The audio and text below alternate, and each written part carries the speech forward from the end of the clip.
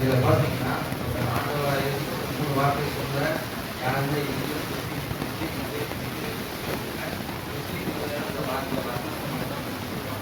ஏன் அப்படின்னா நான் ஒரு உதாரணத்துக்கு சொல்கிறேன். நான் முக்கியமாக இருக்கேன்.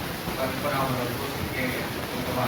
இப்போ ஆண்டவர் ஏன் கை இருந்து இந்த இடத்துல ஆண்டவர் சொல்கிறார் அப்படின்னு கேள்வி கேட்டால் எத்தனை பேர் ஆன்சர் சொல்ல முடியும்?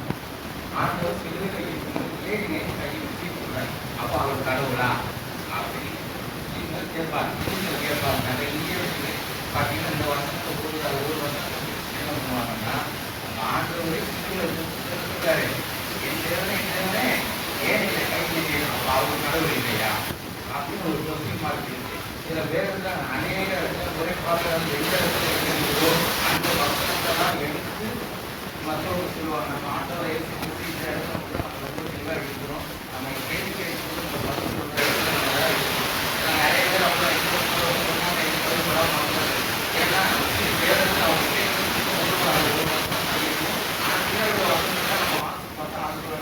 பதில் எல்லாமே இருக்கும். நீங்கள் 2 வருஷம் மட்டும் எடுத்து பார்த்தீங்க கணக்கெடுத்து அவங்க சொல்கிறேன். இது எவ்வளோ நம்ம குறைச்சி நம்ம யூஸ் பண்ணி விடுவாங்கன்றது தெரியும். மத்தேயு 15 மார்க் 15:27 பார்த்தீங்க.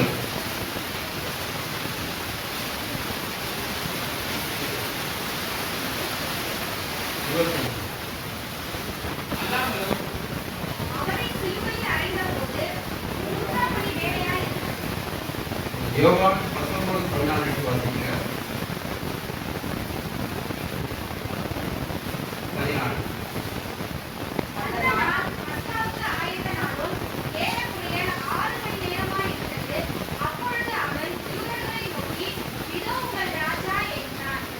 இதில் பார்த்தீங்கன்னா என்ன போட்டு மார்க் 15:20 சிலுவையில் அழைக்கப்பட்ட நேரம் 3ஆம் மணி நேரம் போட்டிருக்கு. ஆனால் அவர் விசாரணைக்கு அழைக்கப்படுறது எப்போ போட்டிருக்கு? 6ஆம் மணி நேரம் போட்டிருக்கு. 6 மணிக்கு போட்டிருக்கு. இப்போ இதை தான் பிடிச்சிருவாங்க. அப்போ ஆண்டவர் சிலுவையில் அழைக்கும்போது விசாரிக்கிறது 6 மணி அப்படின்னு இந்த இடத்துல நம்ம பார்த்தீங்கன்னா யூதர்களுடைய கலாச்சாரமே எப்படிப்பட்டது அப்படின்னா பைபிள் தான் நினைக்கிறேன். உங்களுக்கு ஒரு வசனம் சொல்கிறேன், வாசிக்க. லூக்கா 23:44. அப்பொழுது ஏறக்குறைய 6ஆம் மணி நேரமாய் இருந்தது. 9ஆம் மணி நேரம் வரைக்கும் பூமி எங்கும் அந்தகாரம் உண்டாயிற்று. இதில் பார்த்தீங்கன்னா வேதத்தில் நீங்கள் அதுக்கடுத்து வாசிக்கும் போது பார்த்தீங்கன்னா இது 3ஆம் மணி நேரம். நிறைய இடத்துல பார்த்தீங்கன்னா 3 மணி அப்படின்னு தான் போட்டிருக்கும். அதில் வந்து 9ஆம் மணி நேரம் பைபிளில் பார்த்தீங்கன்னா அழகாக தெளிவாக போட்டிருக்கும். 9ஆம் மணி நேரம் அப்படின்னா யூதரோட முறைமைப்படி பார்த்தீங்கன்னா 3 மணிங்கிறது வேற, 3 மணி வேலை என்கிறது பார்த்தீங்கன்னா அது ஒரு அர்த்தம்.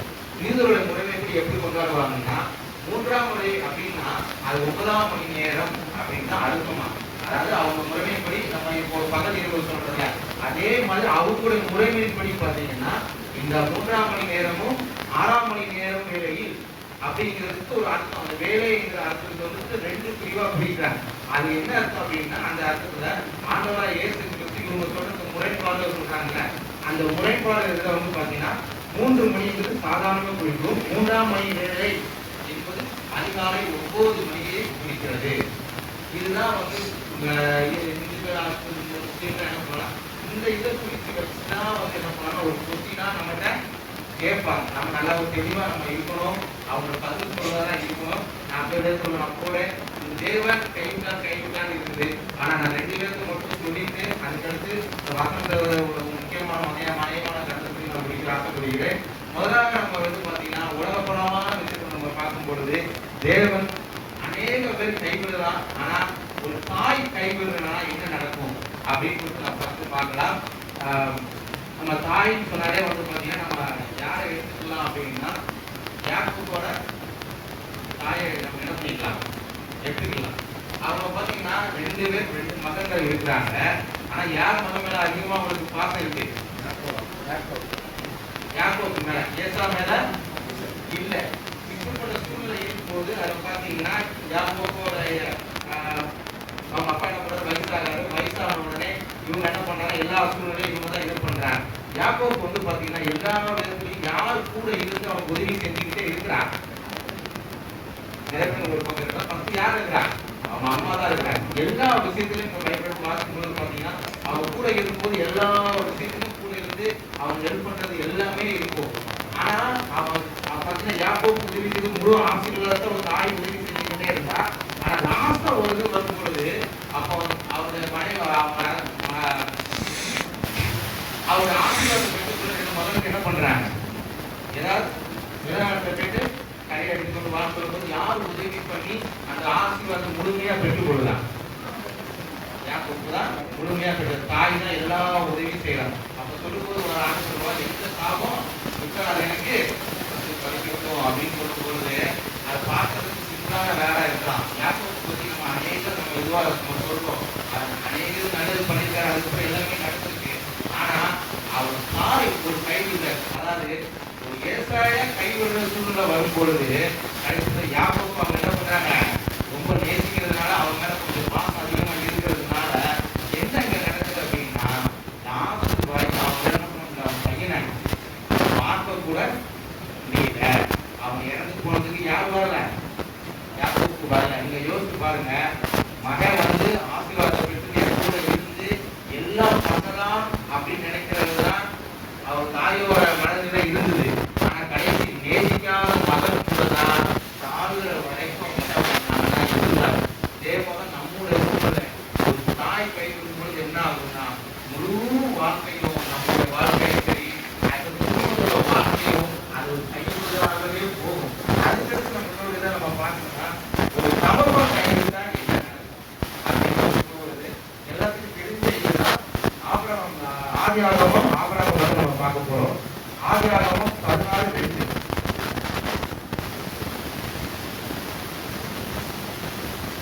ஆதியாகமம் 16:2.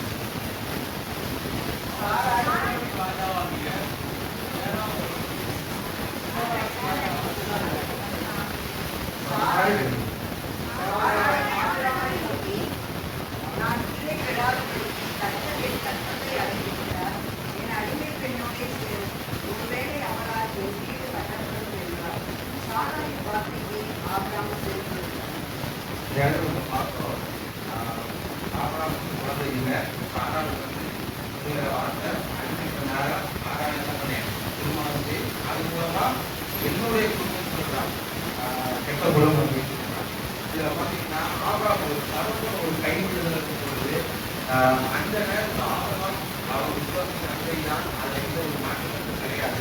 ஆனா இந்த சூழ்நிலையில அவங்களுடைய வாழ்க்கை நம்ம பார்க்கும்போது என்னன்னா அவர் சாதாரண வார்த்தைக்கு தெரிய கொடுத்து அவங்க ஆனா அதுக்கு பிள்ளை பண்றது பிள்ளை பார்த்து என்ன பண்ணா கஷ்டம் உடனே அவங்க நினைக்கிறவங்க யாருக்கு குறைபாடு வருது.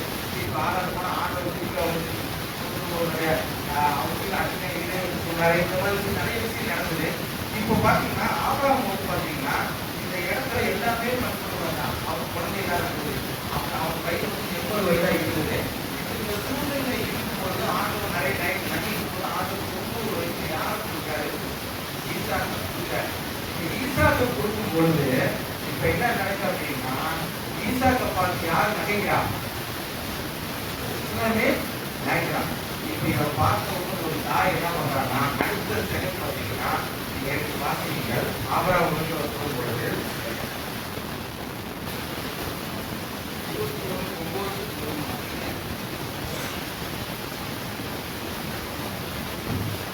பின்பு எகிப்து தேசத்தலாகிய ஆபிரகாமுக்கு பெற்ற குமாரன் பரியாசம் பண்ணுவதை சாரார் கண்டு ஆபிரகாமை நோக்கி, இந்த அடிமை பெண்ணையும் அவன் மகனையும் புறமே தள்ளும். இந்த அடிமை பெண்ணின் மகன் என் குமாரனாகி ஈசாக்கோடே சுதந்திரவாதியாய் இருப்பதில்லை என்றார். தன் மகனை குறித்து சொல்லப்பட்ட இந்த காரியம் ஆபிரகாமுக்கு மிகவும் துன்பமாக இருந்தது. இப்போ பார்த்தீங்கன்னா பார்க்க சொல்லும் பொழுது அவன் எந்த ஒரு இதுவுமே சொல்லலை. ஏற்றுக்கொண்டா அதுக்கு காரணம் நிறைய பேர்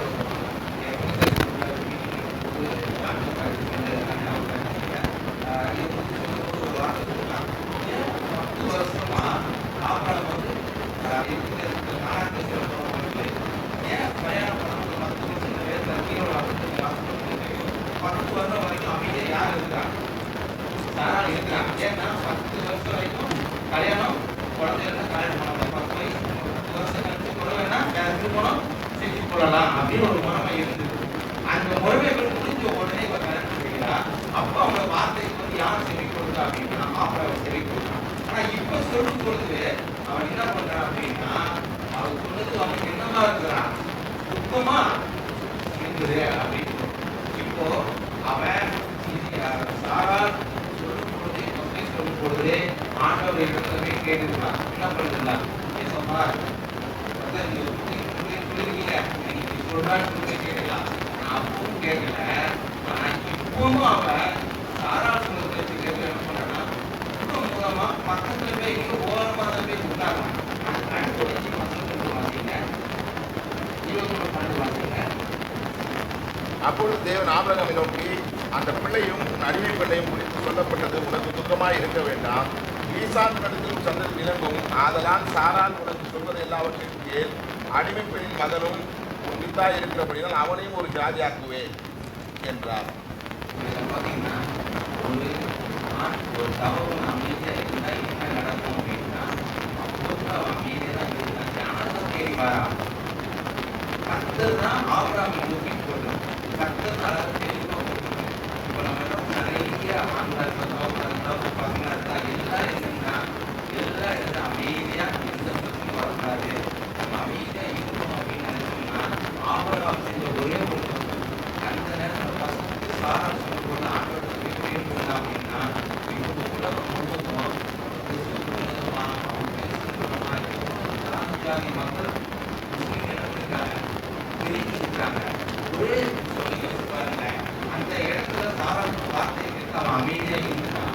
இருந்ததோட விளைவு ஒரு தவறு அமைதியாக இருந்தா குடும்பத்திலும் சரி எல்லா இதுலையும் ஒரு கடைசியாக பண்ண வேண்டியது ஆசையப்பட்டமான கடைசியாக பண்ணது ஒரு கைப்பற்ற வர வேண்டியது இருந்தது. அவள் முழு மனசோடு கைவிட ஆண்டவர் சொன்னாருன்னு எல்லாம் கைவிட்டான்.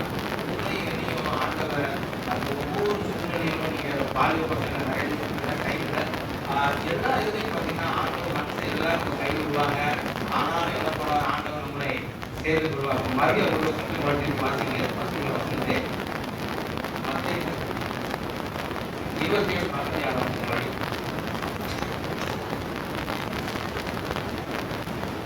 9ஆம் மணி நேரத்தில் இயேசு ஏலி ஏலி லாமா சபத்தானி என்று மிகுந்த சத்தமிட்டு கூப்பிட்டார். அதற்கு என் தேவனே ஏன் என்னை கைவிட்டீர் என்று அர்த்தமாம். நம்ம பார்க்கும்போது தேவன் கைவிடுறார் அப்படின்னா இதை ஏன் கைவிடுறார் ஆண்டவர் சொல்றாருன்னா முக்கியமான ஒரு அர்த்தம் இருக்காருன்னு நான் சொல்லி முடிச்சுட்டேன். இந்த இடத்துல மட்டும்தான் ஆண்டவர் எல்லா இடத்துலையும் சொல்லிட்டு வந்தாரு. ஆனால் இந்த இடத்துல ஏன் கைவிடுறார் அப்படின்னா கைவிட்டாதான் அவர் என்ன பண்ண முடியும், மறிக்க முடியும். அதனால அவர் கைவிட சூழ்நிலை வருது. இந்த இடத்துல என்ன சொல்லிட்டு அப்படின்னா பிதா குமாரன் பரிசுத்த ஆவியானவர் திருத்துவ செய்கிறோம். நம்முடைய ஆண்டவர் மூவரும் ஒருவர் மூவரும் அவர் ஒருவர் தான் செயல்பாடு மூன்றாக இருக்கும்.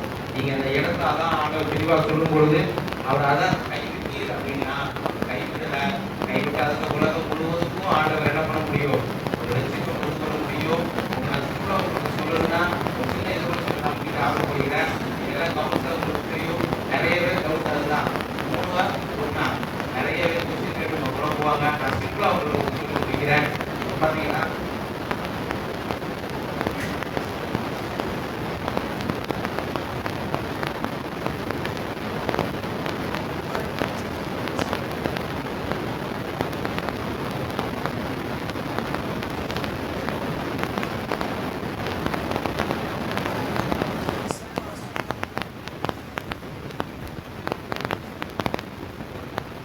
அனைவருக்கும் டவுட் இருக்கவங்க பரிசுத்தம் இருக்கிறாங்க இல்லையா, நான் உங்களுக்கு ஒரு சின்ன ஒரு இதுக்காக சொல்றேன். இதை நீங்க வீட்டுல போய் நீங்க தியானிக்கிறது ஒரு இதுக்காக சேர்த்திக்கிறதுக்காக நான் சொல்றேன், வேற ஒண்ணு இல்லை. ஓகேவா? இப்போ நான் இருக்கிறேன், நான் ஒரு மனுஷன். ஓகேவா?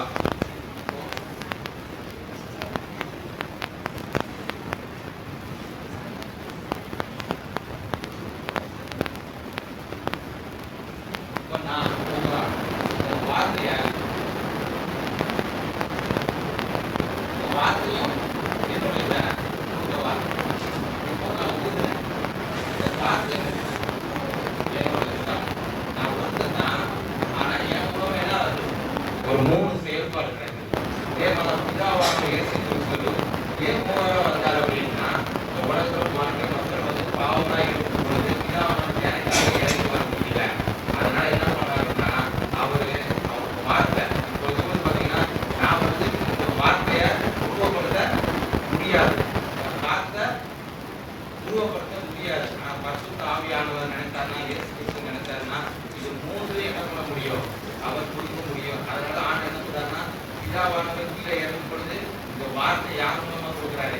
இயேசு என்ற மூலமா நம்மளுக்கு கொடுத்து அவர் மறித்து 3ஆம் நாள் உயிர் கூட அவர் எழுந்த பிறகு அவரை நம்ம பரிசுத்த ஆவியானவர் நமக்கு அனுப்புறாரு. நம்முடைய கடவுள் ஒருவர் தான், அவர் தான் தெய்வம்.